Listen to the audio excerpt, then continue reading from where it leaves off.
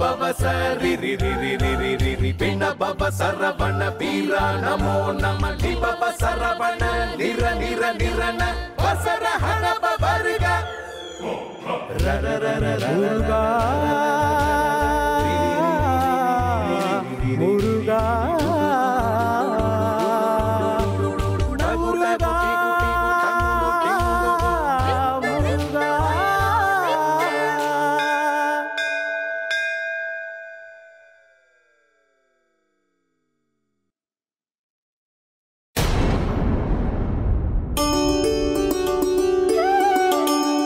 அண்ணா, நீங்கள் வந்ததில் எனக்கு எத்தனை மகிழ்ச்சி தெரியுமா? என் ஆனந்தத்தை விவரிக்க வார்த்தைகளே இல்லை. இனி நாம் ஒன்றாக உறங்கலாம், ஒன்றாகவே விழித்தெழலாம், ஒன்றாக ஓடி ஆடி விளையாடலாம், ஒன்றாக நீராடலாம், ஒன்றாக உணவருந்தலாம். நல்லது, என்னோடு ஓடிவா. நம் கைலாயத்தில் மிகவும் அழகான ஓடை ஒன்று உள்ளது. அதன் அருகே நாம் விளையாடச் செல்லலாம்.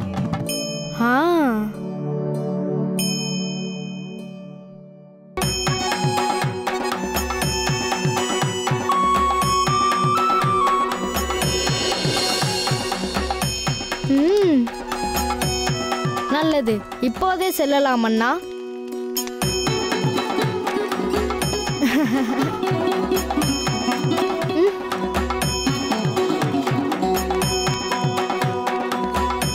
ஓஹோ, நான் கண்டது கனவா?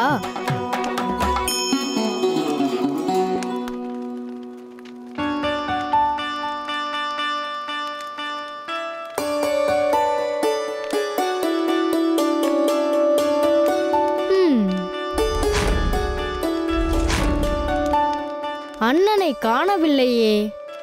ஒருவேளை படுக்கையில் இடம் போதாமல் எழுந்து சென்று விட்டாரோ? இல்லையே, சற்று முன்பு கூட அவர் ஆழ்ந்து உறங்குவதை நான் கண்டேனே. எங்கு சென்றிருப்பார்? அண்ணா, அண்ணா! ஓஹோ, இப்போதுதான் எனக்கு புரிகிறது. அண்ணன் நியமனங்களையும் சடங்குகளையும் விதிமுறைகளையும் தவறாமல் பின்பற்றுபவர். அம்மாவை போல் அவர் பூஜை செய்ய சென்றிருப்பார், அல்லது தியானத்தில் இருக்க தனியிடம் தேடி சென்றிருப்பார். அநேகமாக அவர் தந்தையோடும் இருக்கக்கூடும்.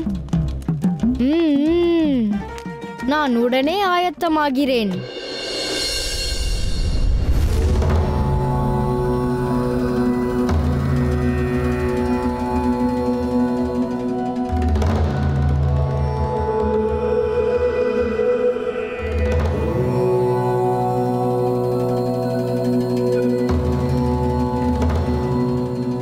அன்னையும் தந்தையும் என்னை ஆசிர்வதிக்க வேண்டும்.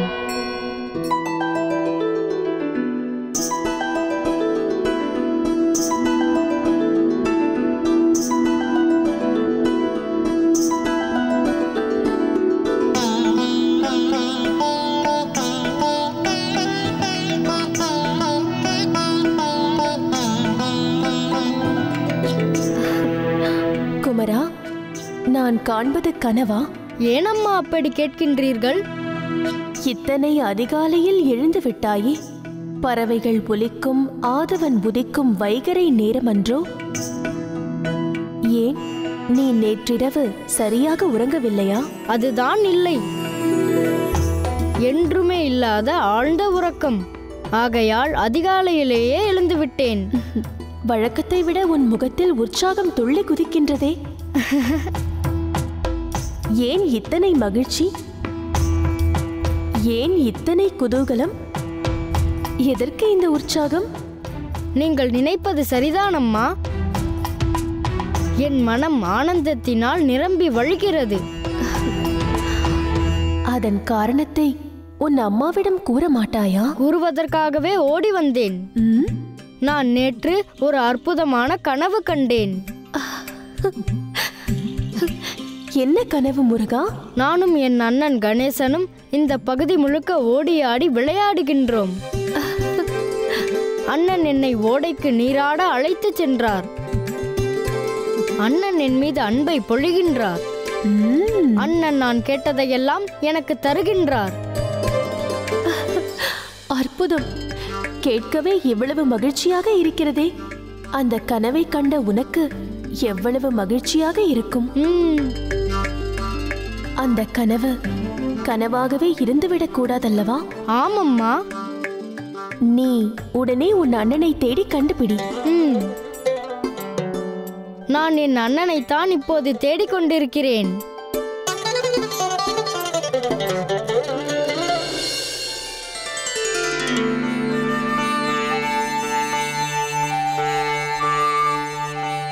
அண்ணா, என்னைப் போலவே அண்ணனும் என்னை தேடிக்கொண்டு வந்திருப்பார் போலிருக்கிறதே.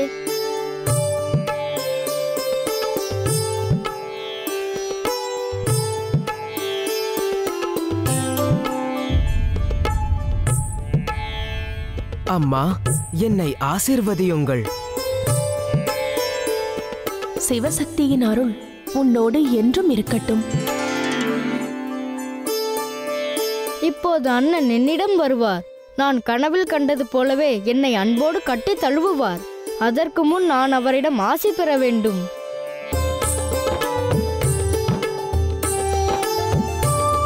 அண்ணா, என்னை ஆசீர்வதியுங்கள். ஆதியும் மந்தமும் மற்ற மகாதேவரின் பேரருளால் உனக்கு ஞானம் பெருகட்டும். அண்ணா, அந்த ஞானத்தை தங்களிடம் நான் கற்று தேர்ச்சி அடைவேன். அண்ணா, அண்ணா, நான் தங்களிடம் ஒன்று கூற வேண்டும். அது என்ன முருகா? விரைந்து சொல். நான் நேற்று இரவு என்ன கனவு கண்டேன் என்று கண்டுபிடியுங்கள் பார்க்கலாம். பிறகு விளையாடலாம் தம்பி. எனக்கு நிறைய வேலை இருக்கிறது. நான் இப்போது ஒரு இடத்திற்கு சென்று கொண்டிருக்கிறேன். அம்மா, நான் வழக்கமாக செல்லும் இடத்திற்கு சென்று வருகிறேன். விரைவில் சந்திப்போம். எனக்கு இப்போது விடை அளியுங்கள். அண்ணன் தினமும் காலையில் எங்கு சென்று வருகிறார்? என்ன செய்கிறார்? அவருடைய வழக்கமான வேலைதான் என்ன? என் அண்ணனை பற்றி எனக்கு ஒன்றுமே தெரியவில்லையே. அப்படியே ஆகட்டும்.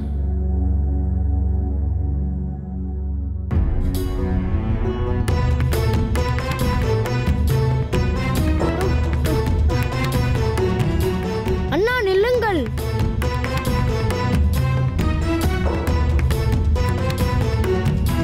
முருகா, நீ இப்படி செய்யக்கூடாது.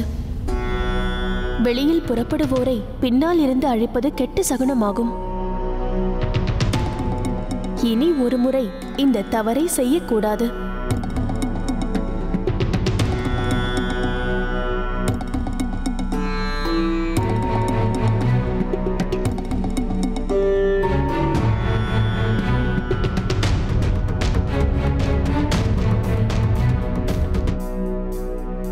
அம்மா, ஒருவர் எங்காவது புறப்பட்டு செல்லும் போது அவரை பின்னாலிருந்து அழைப்பது அபசகுணம் என்று கூறினீர்கள்.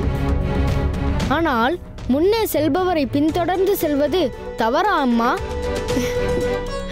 கண்ணே, நீ என்ன கேட்க வருகிறாய் என்று எனக்கு நன்றாக புரிகிறது. நீ பின்தொடர்வதில் உன் அண்ணனுக்கு ஏதேனும் ஆட்சேபனை இல்லை என்றால் எந்த தவறும் இல்லை. எனில் நான் பின்தொடர்ந்து வருவதை விரும்புகிறாரா இல்லையா என்பதை நான் பரிசோதித்து பார்க்கிறேன்.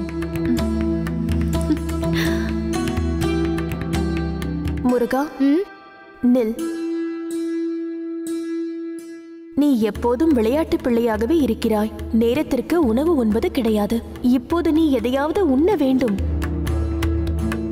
இல்லை என்றால் நாளெல்லாம் பசியோடு வெளியில் சுற்றித் திரிவாய். அம்மா, அண்ணன் புறப்பட்டு சென்று விட்டார். நானும் செல்ல வேண்டும். இப்போது எனக்கு பசிக்கவில்லை. நான் புறப்படுகிறேன். முருகா, நான் கூறுவது உன் செவிகளில் விழவில்லையா? வர வர உன் குறும்பு அதிகமாகிக் கொண்டே போகின்றது. காலையில் ஆகாரம் உண்ணாமல் உன்னை வெளியே எங்கும் செல்ல அனுமதிக்க முடியாது. வா,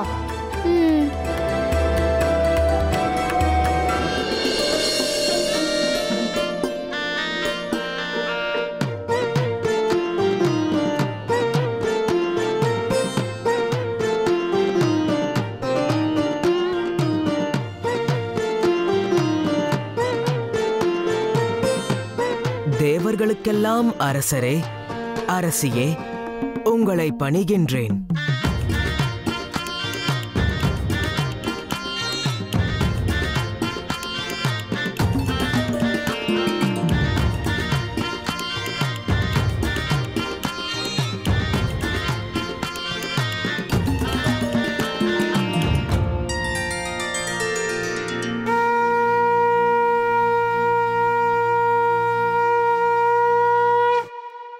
கணேசா, உன் வருகை இந்திர லோகத்தையே மகிழ்ச்சி கடலில் ஆழ்த்தி விட்டது.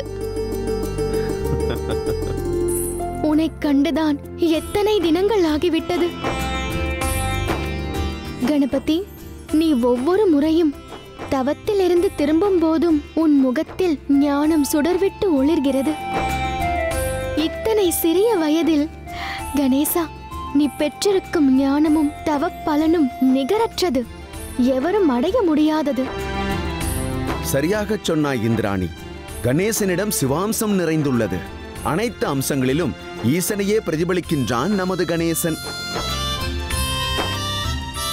அவனது பொறுமையும் அமைதியும் ஞானமும் ஈசனிடமிருந்தே தோன்றியது. அனைத்து வேதங்களுக்கும் ஆதாரமாக நீயே இருக்கிறாய் கணேசா. ஞானக் கடலாக விளங்கும் உன்னிடம் நாங்கள் சிவத்தையும் சக்தியையும் ஒருங்கே தரிசிக்கின்றோம். ஒருவேளை சிவபெருமான் சிறுவனாக இருந்தால் அச்சில் உன்னை வார்த்திருப்பார், குணத்திலும் செயலிலும். ஆனால் ஈசன் சிறுவனாக இருந்திருந்தால் கணபதியில் பாதியையும் கந்தனில் மீதியையும் கலந்து செய்த உருவமாகவும் அருவமாகவும் இருந்திருப்பார் என்றே எனக்கு தோன்றுகிறது. கணேசா, வா புறப்படலாம். அனைவரும் உனக்காகவே காத்திருக்கின்றனர். புறப்படலாம்.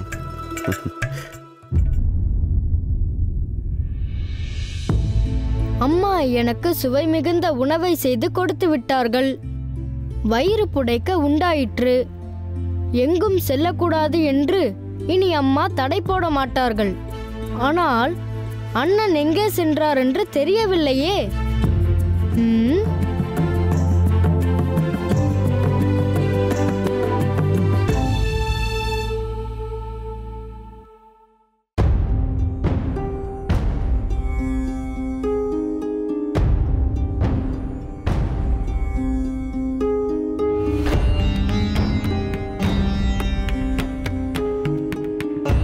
தந்தையே,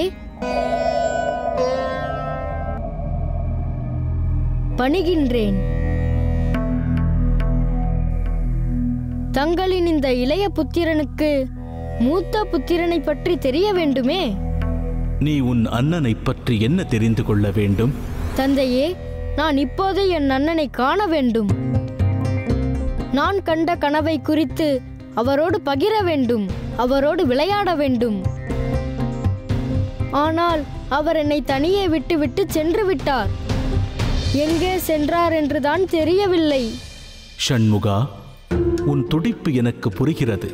ஆனால் நீ உன் அண்ணன் கணேசன் வரும் வரை காத்திரு. அவன் நிச்சயம் வருவான். தந்தையே, கடந்த முறை அவர் இருக்கும் இடத்தை பெரும்பாடுபட்டு அறிந்தேன். அண்ணன் எங்கே சென்றிருக்கிறார் என்று நீங்களாவது எனக்கு சொல்லுங்கள். அவர் வழக்கமாக எங்கெல்லாம் செல்வார்? முருகா, உன் அண்ணன் கணேசன் ஞானத்தை தேடி அலைபவன். அதேபோல் தான் பெற்ற ஞானத்தை மற்றவர்களோடு பகிர்ந்து கொள்ள வேண்டும் என்ற வேட்கை கொண்டவன். ஞானத்தை பகிர பல இடங்களுக்கு செல்வதே அவனது வழக்கம்.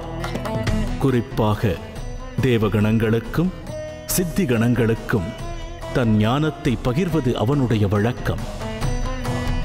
கணங்களும் கணபதியை முழுமுதற் கடவுளாய் ஞானப் பொருளாய் போற்றி வருகின்றனர். ஓஹோ, கணங்களுக்கெல்லாம் குருவாக இருந்து தன் ஞானத்தை அவர்களுக்கு போதித்ததால் தான் அண்ணனுக்கு கணபதி என்று பெயர் வந்ததா? சரியாகச் சொன்னாய். தந்தையே, இந்த தகவல் போதும் எனக்கு. என் அண்ணன் எங்கே சென்றிருக்கிறார் என்பதை நானே கண்டுபிடித்து விடுவேன்.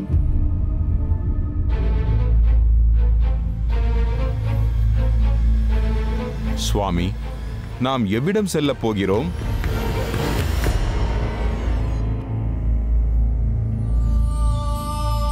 தேவர்கள் மிகவும் அறிவு கூர்மையுடையவர்கள். அவர்களுக்கே அண்ணன் ஞானத்தை போதிக்கிறார் என்றால் அண்ணனின் அறிவு எத்தனை ஆழமானது! அவரின் ஞானத்தின் திறன் என்னவென்பதை இன்று பார்த்து விடலாம். சுவாமி,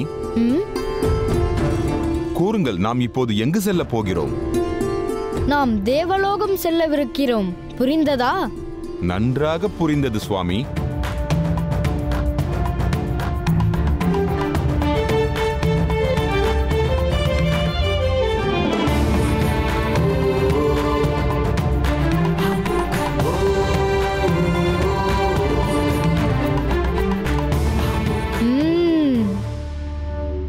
இதோ பார்த்தாயா?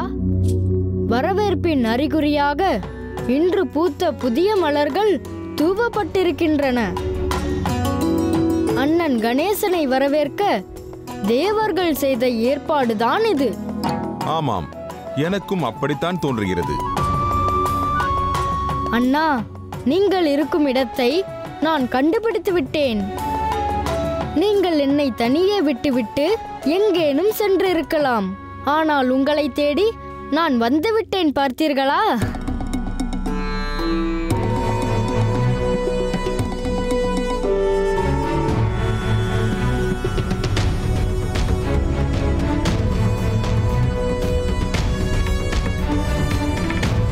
இந்திரலோகத்தில் ஒருவரையும் காணவில்லையே. தேவர்கள் அனைவரும் எங்கே சென்று விட்டார்கள்? எண்ணங்கள் சிதறும் போது நாம் ஆற்றும் காரியங்களும் சிதறிவிடுகின்றன. சுவாமி, நான் ஆனால் திடமான உறுதியோடு மனதை ஒருநிலைப்படுத்தும் வேளை மனதின் சக்தி விஸ்வரூபம் எடுக்கும்.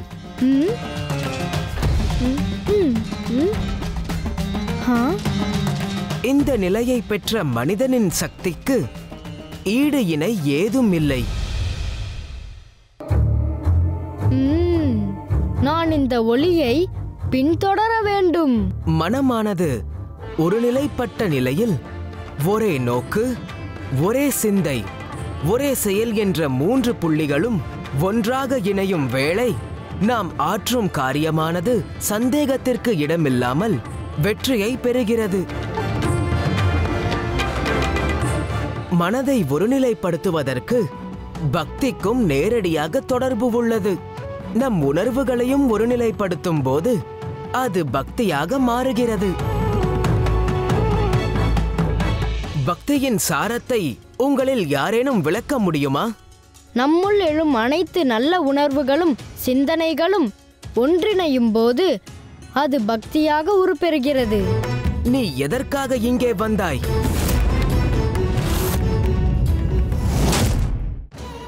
தமிழ்க்கடவுள் முருகன் ஒரு சிறிய இடைவேளைக்கு பின் தொடரும்.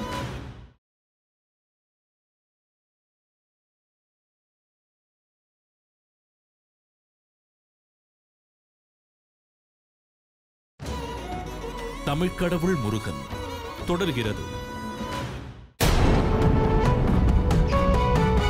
பக்தி என்றால் என்னவென்று உங்களிடம் கேட்டால் நீங்கள் என்ன பதில் சொல்வீர்கள்?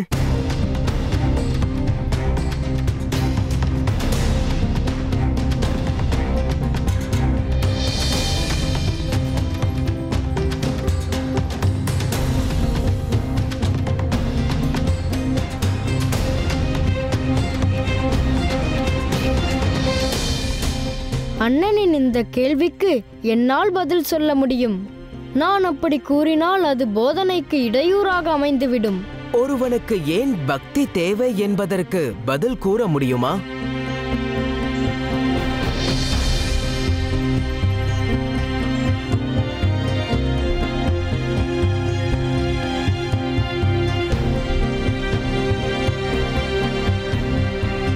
பக்தி என்றால் என்ன, ஒருவனுக்கு பக்தி ஏன் தேவை என்று தாய் எனக்கு அறிவுறுத்தி இருக்கிறார்கள். என்னால் மிக நல்ல விளக்கத்தை இந்த சபையில் முன்வைக்க முடியும். ஆனால் நான் வாய் திறக்க கூடாதே. பக்தியின் சாரத்தை உங்களில் யாரேனும் விளக்க முடியுமா?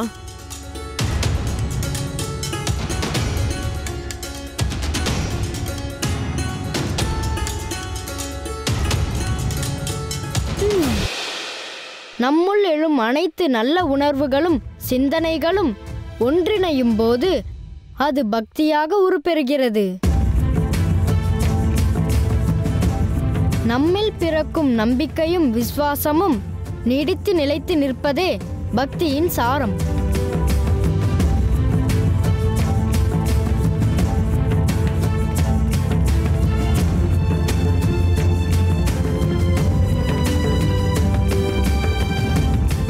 தங்களின் போதனைக்கு இடையில் நான் குறுக்கிட்டதற்கு என்னை மன்னிக்க வேண்டும் அண்ணா. நீ எதற்காக இங்கே வந்தாய்? தங்களை காணவே நான் இங்கு வந்தேன் அண்ணா. தம்பி, என்னை காண வந்தாய், கண்டுவிட்டாய் அல்லவா? இப்போது நீ இங்கிருந்து கைலாயத்திற்கு சென்று விடு.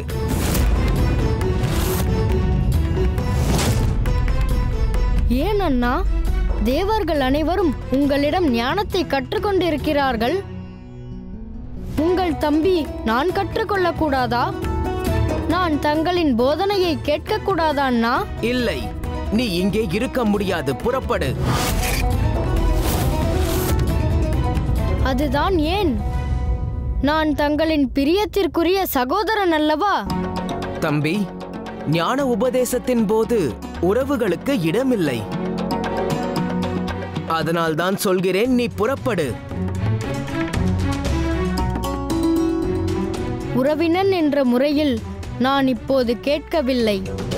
ஞானத்தின் மீதும் அறிவின் மீதும் தீராத வேட்கையுடைய ஒருவனாக உங்களிடம் கேட்கின்றேன். நான் ஏன் இங்கு இருக்கக்கூடாது?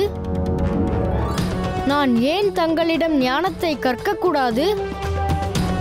தாங்கள் பெற்ற ஞானத்தை மற்றவர்களோடு பகிர்ந்து கொள்ள விரும்புகின்றவர் நீங்கள். ஆனால் என்னை மட்டும் இங்கிருந்து வெளியேறச் சொல்வது ஏன்? ஏனென்றால் நீ இன்னும் ஞானத்தை தேட ஆயத்தமாகவில்லை. ஏனென்றால் நீ என் மாணவன் இல்லை. ஏனென்றால் நீ அந்த தகுதியை அடையவில்லை.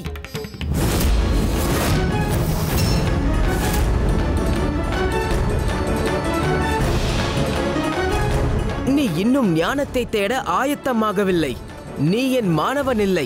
நீ அந்த தகுதியை அடையவில்லை. அண்ணா, ஏன் இப்படி ஒரு சொல்லை உதிர்த்தீர்கள்? கல்வி கற்க தகுதியற்றவன் நீ என்று உங்கள் மீது பேரன்பு கொண்ட உங்கள் தம்பியை பார்த்து உங்களால் எப்படி சொல்ல முடிந்தது? அண்ணா, தங்களைப் போலவே நானும் சிவபுத்திரன்தான். தங்களின் அன்னையான பார்வதி தேவியார் எனக்கும் அன்னைதான். ஆகவே நானும் தங்களைப் போலவே பார்வதி மைந்தன்தான். இன்னும் சொல்ல போனால் ஞானக்கடலான விநாயகப் பெருமானின் தம்பி நான். என் உடன் பிறந்த சகோதரர் போதிக்கும் ஞானத்தை இங்கு அமர்ந்து கற்கும் தகுதி எனக்கு எப்படி இல்லாமல் போனது?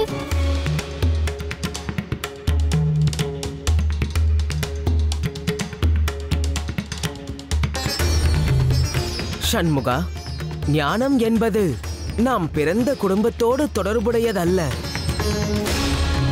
என்னோடு நீ சகோதரனாக பிறந்துவிட்ட காரணத்தினால் மட்டுமே ஞானத்தை என்னிடமிருந்து பகிர்ந்து கொள்ள முடியாது. ஞானம் என்பது பாரம்பரியமாக சந்ததி சந்ததியாக வருவதல்ல. ஓயாத தேடலில் கிடைப்பதே ஞானம்.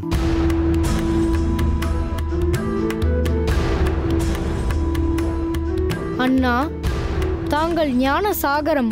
எனவே தங்களிடமிருந்து நான் ஞானத்தை தேடி கண்டறிய விரும்புகிறேன். தம்பி, நீ ஞானத்தின் மீது கொண்டிருக்கும் வேட்கையை கண்டு நான் மகிழ்ச்சி அடைகின்றேன். ஆனால் ஞானத்தை பெற சில விதிமுறைகளும் நியதிகளும் இருக்கின்றன. அதன் பிரதான விதிமுறை என்னவென்றால், வித்யாபியாசம் பெறும் வரை நீ ஞான உபதேசம் நடக்கும் வகுப்பில் அமர முடியாது. நீ அஸ்திரபியாசம் முடிக்கும் வரை என் மாணவனாக ஏற்றுக்கொள்ள முடியாது. உனக்கு கல்வியை போதிக்கவும் முடியாது.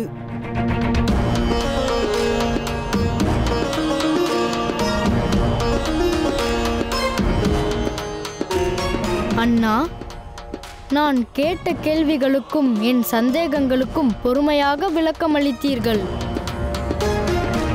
நான் இப்போதே தாய் தந்தையரிடம் செல்கின்றேன். எனக்கு அட்சராபியாசம் செய்து வைக்க அவர்களிடம் வேண்டுகின்றேன்.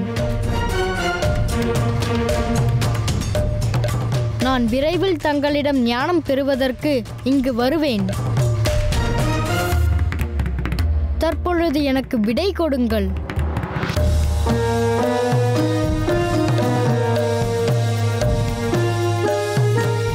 அண்ணா, மிக்க நன்றி. தாங்கள் எப்போதும் எனக்கு மிகச்சிறந்த உதவியை செய்கின்றீர்கள். நான் சென்று வருகிறேன்.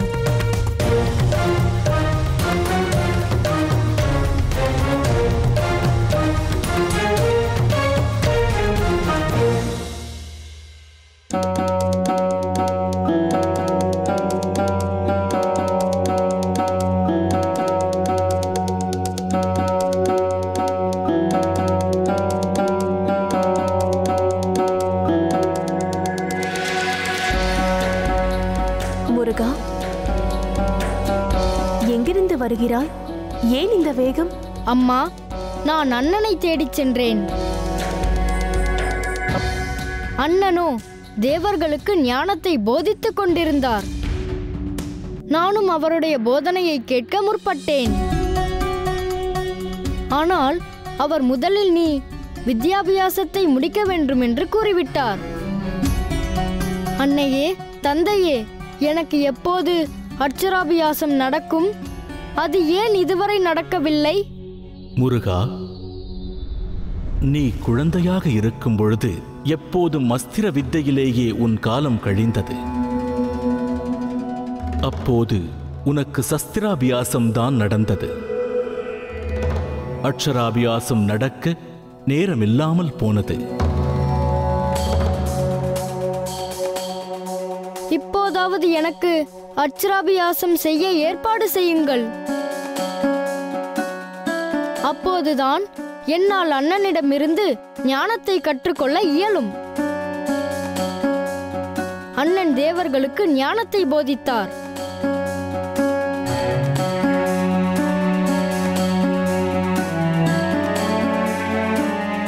எப்போதும் ஞானத்தின் சாகரமாக விளங்குகின்றார்.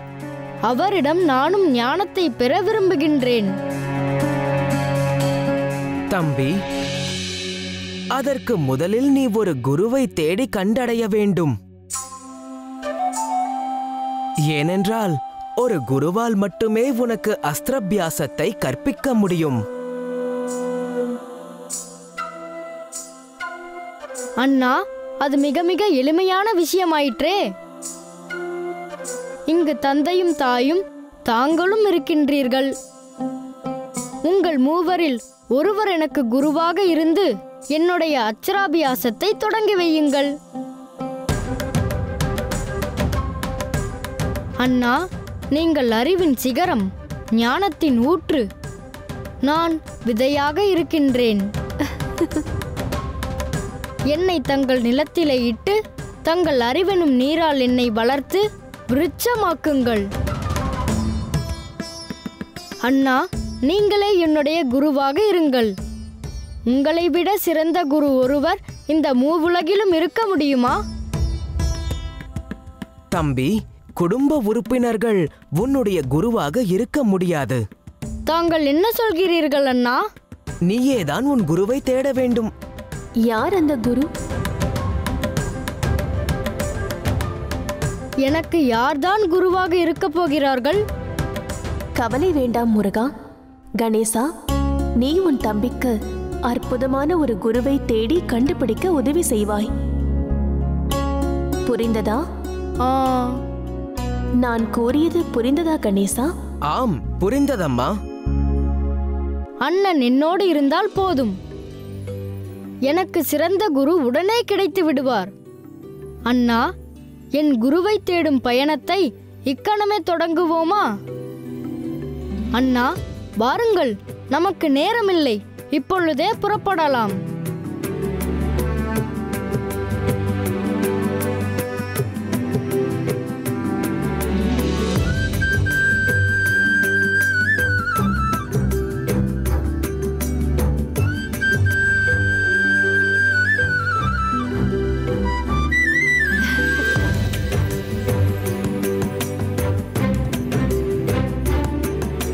அண்ணா, என் குருவை எங்கு சென்று தேடுவது?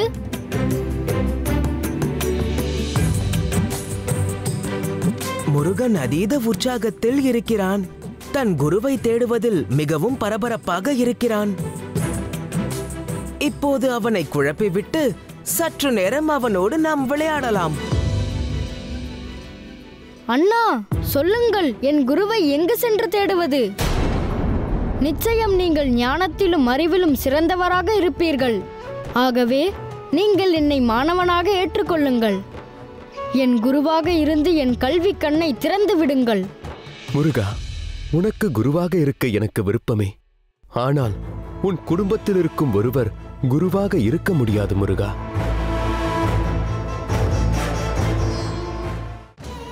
தமிழ்க்கடவுள் முருகன் ஒரு சிறிய இடைவேளைக்கு பின் தொடரும்.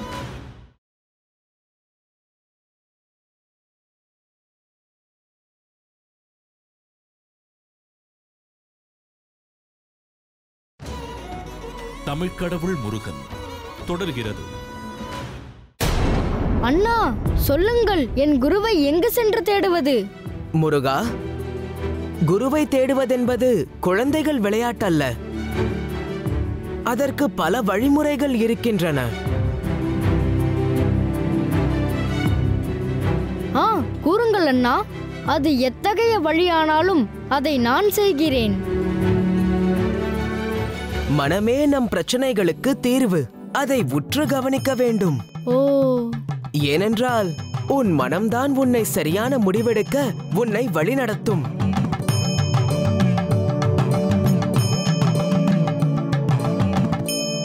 ஆஹா, என்ன ஒரு அறிவார்ந்த சிந்தனை!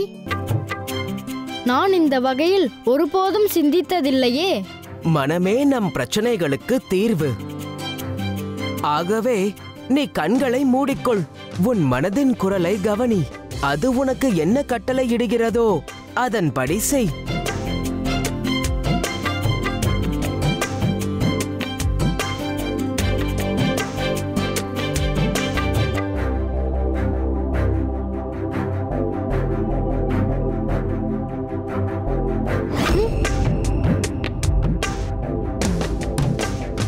அண்ணா, நான் அக்னியை மனதில் கண்டேன். அதாவது அக்னி தேவனை. அண்ணா, நான் அக்னியை மனக்கண்ணில் கண்டேன். அது அக்னி தேவனை குறிப்பிடுவதாக தாங்கள் எனக்கு கூறுகிறீர்கள். ஆஹா, நீங்கள் அற்புத ஞானம் படைத்தவர். வாருங்கள், நாம் இப்போதே அக்னி தேவனிடம் செல்வோம்.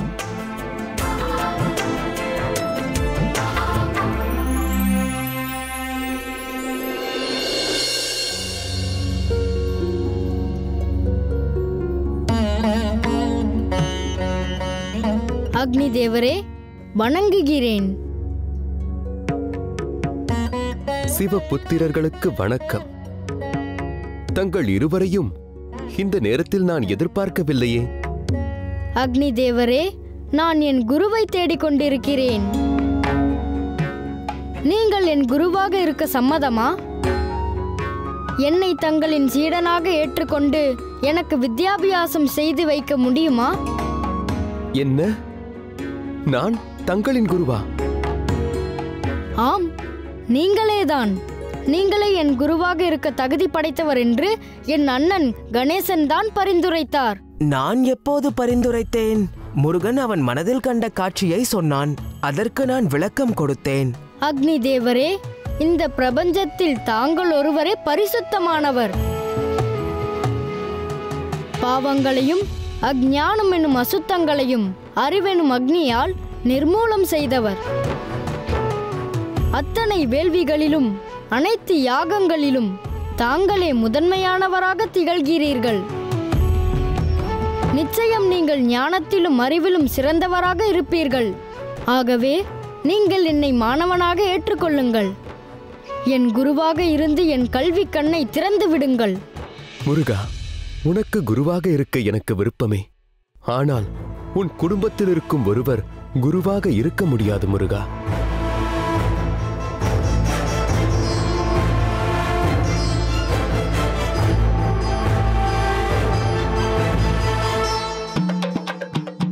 அது எனக்கு நன்றாக தெரியும். இந்த காரணத்தினால்தான் என் அண்ணன் கணேசன் எனக்கு குருவாக இருக்க மறுத்துவிட்டார். ஆனால் நீங்கள் என் குடும்பத்தைச் சேர்ந்தவர் இல்லையே. முருகா, உன் பிறப்பின் சூட்சுமத்தை நீ மறந்துவிட்டாய் போல் இருக்கிறது. குமரா, நீ என்னிலிருந்து தோன்றியவன். ஒரு வகையில் நானும் உனக்கு தந்தையே. எப்படி உன் தந்தை ஈசனும் தாய் பார்வதியும் அண்ணன் கணேசனும் உனக்கு குருவாக இருக்க முடியாதோ, அதே போல நானும் உனக்கு குருவாக இருக்க முடியாது முருகா. இப்போது புரிகிறது. எப்படியோ தங்களுக்கு நான் நன்றி கூறுகிறேன். அக்னி தேவரே, எனக்கு ஒரு உதவி செய்ய இயலுமா? கூறு முருகா, உதவ காத்திருக்கிறேன். குருவாக இருக்க தகுதி படைத்தவர் யார் என்று எவர் பெயராவது தாங்கள் பரிந்துரைக்க இயலுமா? முருகா, அது நீயே தேட வேண்டியது. நான் எவ்வாறு போகும் போக்கில் காற்று வாக்கில் ஒருவரின் பெயரை குருவாக பரிந்துரைக்க முடியும்? காற்று? ஆம், வாயுதேவனே என் குருநாதர். ஏன் வாயுதேவனின் பெயரை நீங்கள் இப்போது பரிந்துரைக்கிறீர்கள்? அக்னி தேவன்தான் வாயுதேவனை என் குருவாக பரிந்துரைத்தார். நான் எப்போது பரிந்துரைத்தேன்? ஆனால் வாயுதேவனும் எனக்கு குருவாக இருக்க முடியாது. காரணம், என் பிறப்பிற்கு அவரும் காரணமாக இருந்திருக்கிறார். தங்களைப் போலவே அவரும் என் குடும்பத்தில் ஒருவர்தான். ஆகவே அவர் என்னை மாணவனாக ஏற்றுக்கொள்ள மாட்டார். முருகா, உனக்கு உன் குருவை தேடும் வேலை அத்தனை எளிதில் முடியாது போலிருக்கிறதே. அண்ணா, வாருங்கள், நாம் இந்திரலோகம் புறப்பட வேண்டும். அங்கே எதற்கு? அண்ணா, தேவர்களின் அரசரான இந்திரதேவரிடம் ஒரு உபாயம் கேட்டு பார்ப்போம். இல்லை, அவர் என்ன கதை சொல்கிறார் என்பதையாவது கேட்போம். சும்மா இருப்பதை விட தேடிக்கொண்டே இருப்பது நல்லதல்லவா? அதுவும் சரிதான்.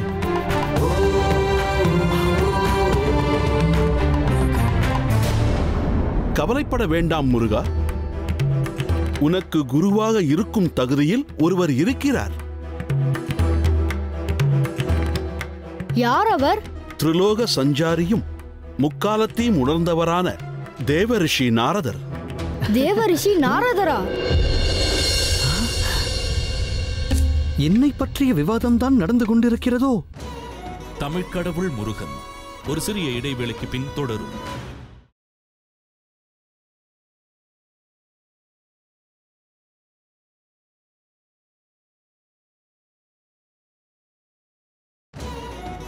தமிழ் கடவுள் முருகன் தொடர்கிறது.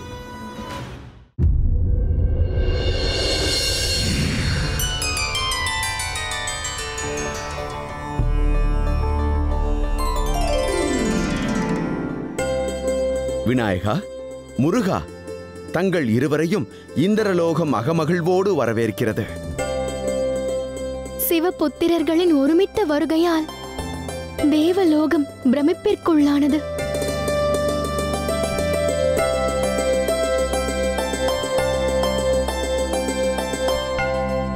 இந்திரதேவரே, இனி வேறு வழியே இல்லை. தாங்களே எனக்கு குருவாக இருந்து அட்சராபியாசம் செய்ய வேண்டும். முருகப்பெருமானே, தாங்கள் என்னை மன்னிக்க வேண்டும். அது இயலாத காரியம். ஏன்? தங்களின் மாணவனாக இருக்க தகுதியானது எனக்கு இல்லையா? ஷண்முகா, இது என்ன பேச்சு? நான் அப்படி கருதுவேனா? தங்களுக்கு குருவாக நான் ஏன் இருக்க முடியாது என்றால், நான் தங்களை குருவாக ஏற்றுக்கொண்டிருக்கிறேன். குருவிற்கு நானே எப்படி குருவாக இருக்க முடியும்?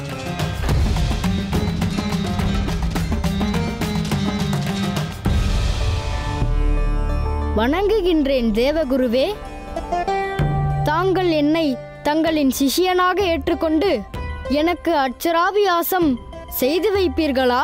கந்தா, அது எனது பாக்கியமன்றோ?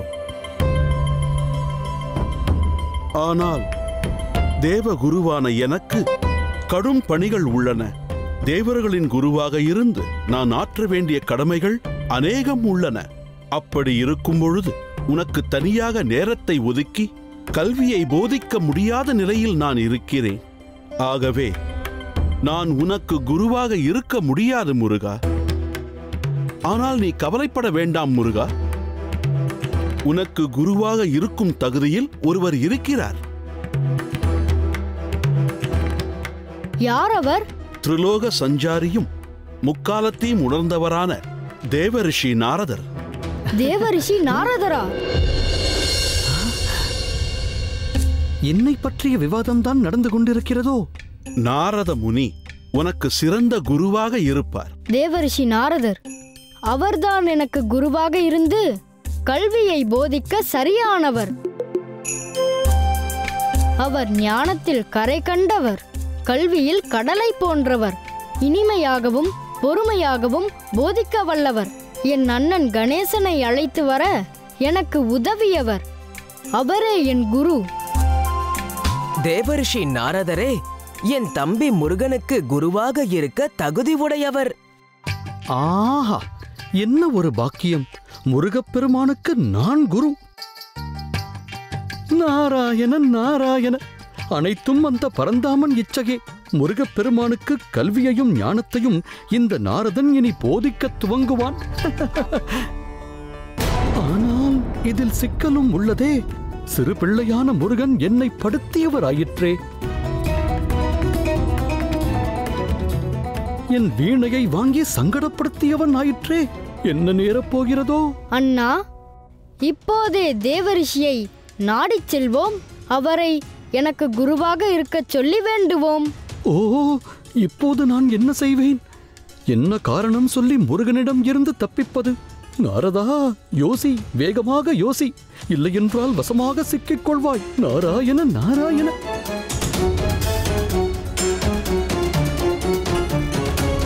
என்னை கண்டால் தன்னை மாணவராக ஏற்றுக்கொள்ளச் சொல்லி வேண்டுகோள் விடுப்பார் முருகன்.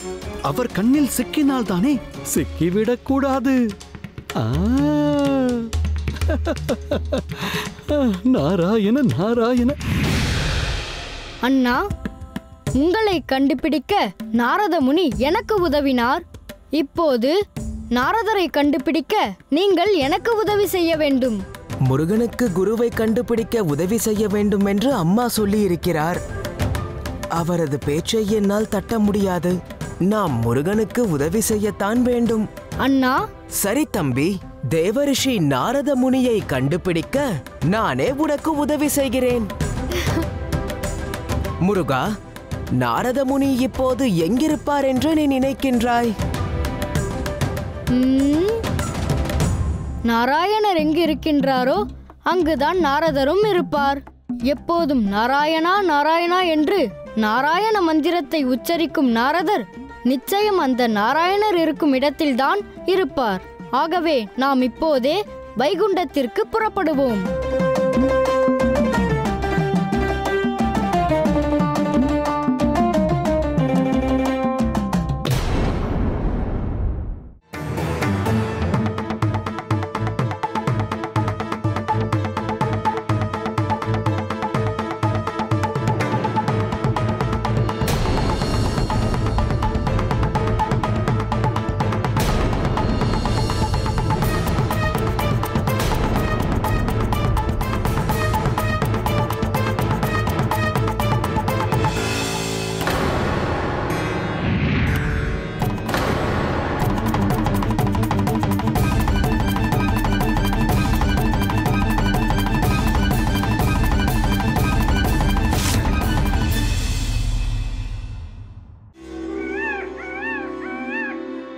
பெற்றவர் மீது கொள்ளும் பக்தியால் பிள்ளைகள் சிறப்புறுவர். இறைவன் மீது கொள்ளும் பக்தியால் எண்ணங்கள் சிறப்புறும். குரு மீது கொள்ளும் பக்தியால் வையகமே சிறப்புறும்.